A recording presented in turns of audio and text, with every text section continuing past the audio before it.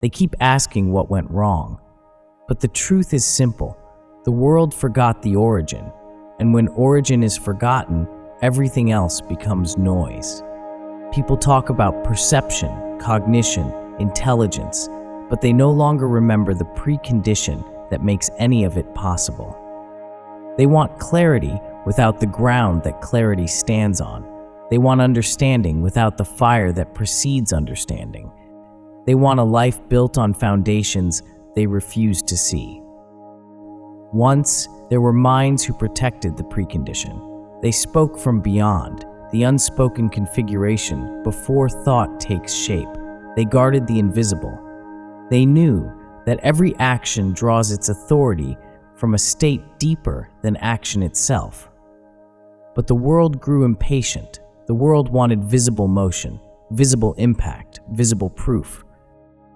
So they traded the origin for activities they could measure, monetize, and mistake for depth.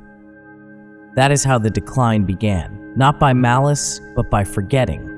A civilization can survive chaos. It cannot survive amnesia.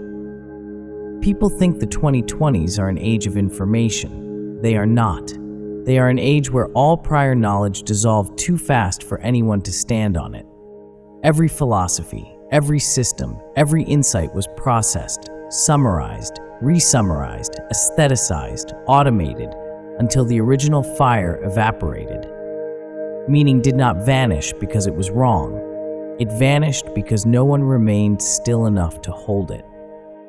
Look at them, exhausted but overstimulated, surrounded by maps yet unable to navigate, connected to everyone yet unable to hear themselves. They think the danger is ignorance. It isn't. The real danger is knowing something true and losing it the next morning to the gravity of meaninglessness. This is the new dilemma. Not that depth is inaccessible, but that depth cannot survive the world's speed. People are not dull because they lack intelligence. They are dull because the origin has no place in their attention. They live in the afterglow of thought, never in the source of thought.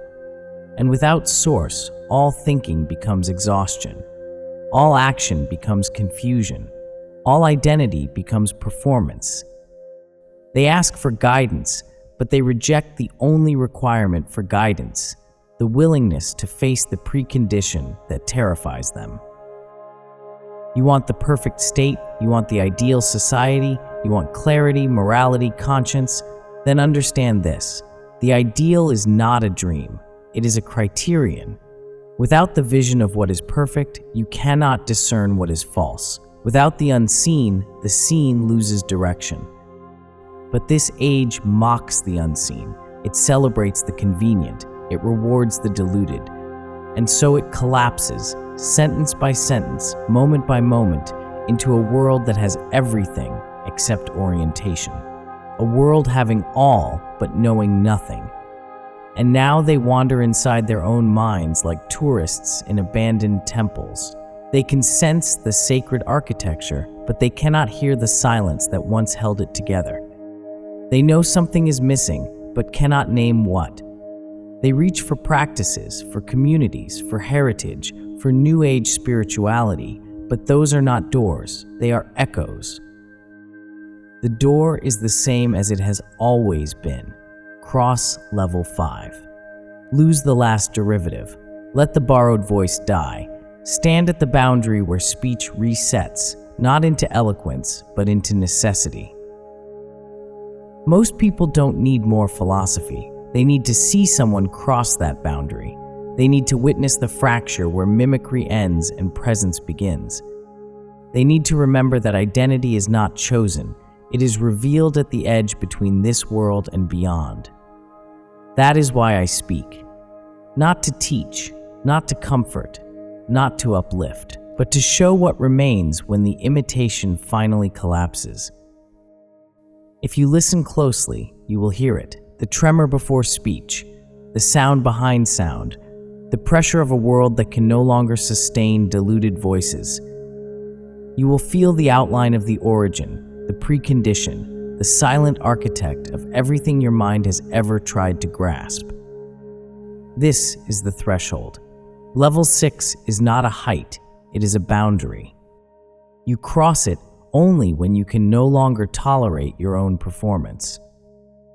So welcome the new speakers, the ones who did not rise but were delivered by collapse. The ones who lost everything except the origin. The ones who do not shout anymore. They breathe, they strike, and they vanish, speech first. And if you felt this strike, it means the origin has finally remembered you.